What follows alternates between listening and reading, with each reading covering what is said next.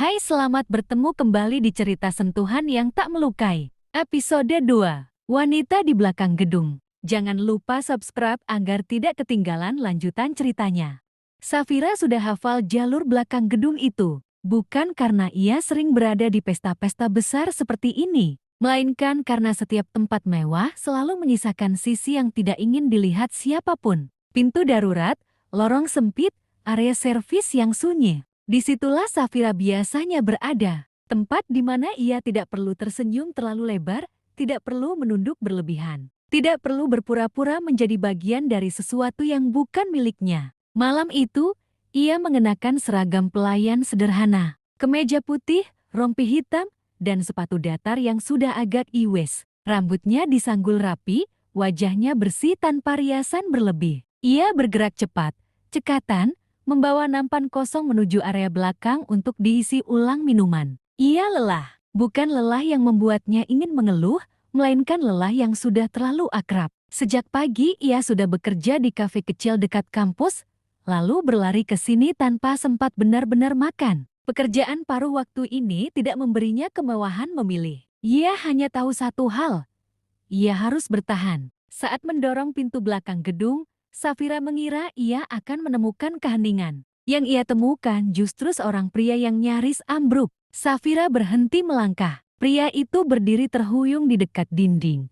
Satu tangan menekan perutnya, wajahnya pucat, napasnya terengah. Setelan jasnya mahal, terlalu mahal untuk sekadar tamu biasa, batin Safira. Ia terlalu sering bertemu orang dari banyak kalangan, membuat pengetahuannya akan dunia kelas atas cukup membantunya hanya dengan sekali lihat. Safira memang cerdas, ia pandai mengingat dengan cepat tentang sesuatu yang ia anggap akan menjadi ilmu baginya. Sikap tubuh pria itu menunjukkan seseorang yang terbiasa menguasai ruangan, bukan hampir pingsan di sudut tersembunyi. Refleks tubuh Safira bekerja lebih cepat daripada pikirannya. Ia tak punya alasan dan niat apapun saat berniat membantu pria itu. "Pak," ucapnya, lalu segera mendekat. Pria itu menoleh, tatapannya tajam, nyaris marah, seolah kehadiran Safira adalah gangguan yang tidak ia minta. "Jangan," katanya terbata, suaranya rendah dan tegang. Namun Safira sudah berada cukup dekat untuk melihat keringat dingin di pelipisnya, tangan yang gemetar,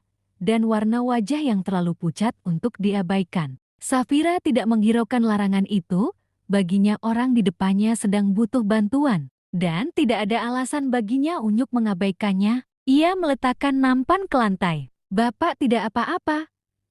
tanyanya pelan.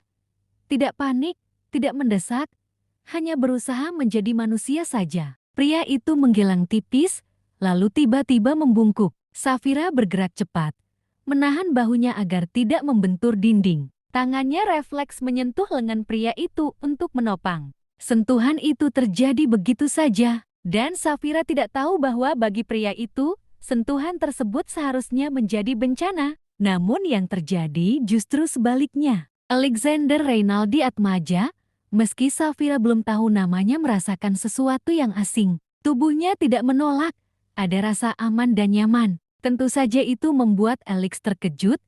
Ia tidak menyangka pada reaksi yang tubuhnya berikan. Semuanya di luar prediksinya, di luar kebiasaannya. Tidak ada gelombang mual baru, tidak ada rasa lemas yang menghantam. Napasnya masih berat, tapi tidak semakin memburuk. Bahkan, perlahan, dunia yang berputar terasa sedikit lebih stabil. Safira merasakan berat tubuh pria itu berkurang di tangannya. "Duduk dulu," katanya lembut, mengarahkan pria itu ke bangku batu di sisi gedung. Begitu pria itu duduk, Safira segera mengambil botol air dari sakwapranya. Ia membuka tutup botol itu dan menyodorkannya, terlihat tulus tanpa maksud selain hanya menolong. "Pelan-pelan," katanya. Pria itu menatapnya sejenak, tatapan yang dingin, waspada, dan bingung. Namun ia menerima air itu dan meminumnya perlahan, tanpa ragu dan curiga. Beberapa detik berlalu dalam keheningan. Safira berdiri di sampingnya,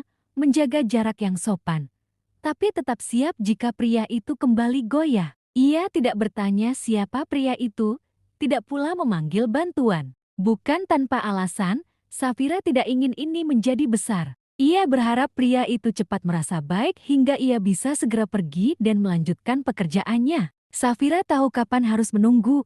Ia terbiasa menghadapi orang-orang besar seperti ini, arogan dan tak tahu terima kasih. Bagi mereka ini sudah menjadi kewajiban orang-orang kecil seperti dirinya. Kamu tidak seharusnya menyentuh saya, kata pria itu akhirnya. Sesuai dengan prediksi Safira, tidak ada kata terima kasih atau sejenisnya. Tapi itu tak membuat Safira kecewa. Ia juga tidak ingin mempermasalahkannya, sebab ia tahu resiko apa yang harus ia hadapi jika harus berurusan dengan orang-orang seperti ini. Nada suaranya tegas. Ada kemarahan tipis di sana. Safira menoleh, lalu mengangguk kecil. Maaf, katanya tulus. Saya refleks. Bapak tadi kelihatan hampir jatuh, lanjutnya. Pria itu menarik napas, hendak mengatakan sesuatu lagi, tapi lalu berhenti. Tubuhnya baik-baik saja, jadi ia tidak ingin memperpanjangnya. Meski ia menyadari hal itu dengan keterkejutan yang hampir membuatnya lupa bernapas. Tidak ada sisa mual, tidak ada rasa pusing yang biasanya datang setelah disentuh orang lain. Bahkan bahunya yang tadi disentuh Safira tidak terasa terbakar oleh ketegangan. Alexander menatap tangannya sendiri, lalu menatap Safira. "Siapa kamu?" tanyanya. Safira sedikit terkejut dengan pertanyaan itu, tapi tetap menjawab tenang. "Safira, saya pelayan di acara ini," jawabnya jujur meski ia tahu mungkin saja ia bisa terlibat masalah karena hal ini. Tapi Safira sama sekali tidak terlihat gentar. Tidak ada nada tunduk berlebihan. Tidak ada usaha mengambil hati atas perbuatan baiknya. Alexander mengerutkan kening. "Kamu tidak tahu siapa saya? Tidak percaya akan sikap pelayan di hadapannya itu?" Safira menggelang. "Apa seharusnya saya tahu?" tanyanya masih dengan sikap sopan. Alexander terdiam. Pertanyaan itu tidak pernah ia terima sebelumnya. Sebab dimanapun dia berada orang-orang pasti akan dengan sangat mudah mengenali siapa dirinya. Safira memeriksa jam kecil di pergelangan tangannya. Ia tahu ia tidak bisa lama-lama di sini. Namun ia juga tahu meninggalkan pria ini sebelum benar-benar stabil bukanlah sebuah pilihan. "Bapak ingin saya panggilkan dokter?" tanyanya Safira masih dengan suara tenang tak terintimidasi. Alexander menggelang cepat. "Tidak," jawabnya. Dan tentu saja tidak. Alexander tahu resikonya, memanggil dokter berarti kehebohan dan itu larangan baginya. Safira mengangguk. "Baik, tapi kalau pusingnya kembali, tolong bilang." Ia melangkah sedikit menjauh, memberi ruang. Alexander memperhatikannya. Gerakannya sederhana, tidak dibuat-buat. Ia tidak menatap dengan rasa kagum, tidak pula menunduk ketakutan. Safira berdiri di sana sebagai dirinya sendiri, seorang perempuan muda yang lelah, tapi utuh. Dan untuk pertama kalinya, Alexander merasa aman. Perasaan itu membuatnya gelisah. "Kamu sering bekerja di acara seperti ini?"